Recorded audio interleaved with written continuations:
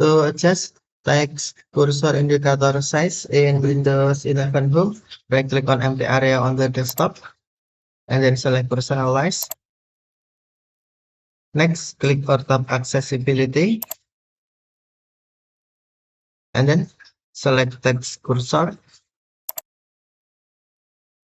and then on Text Cursor indicator size, drag adjustment pad from the left or right to adjust. Then you can see text cursor indicator preview in here.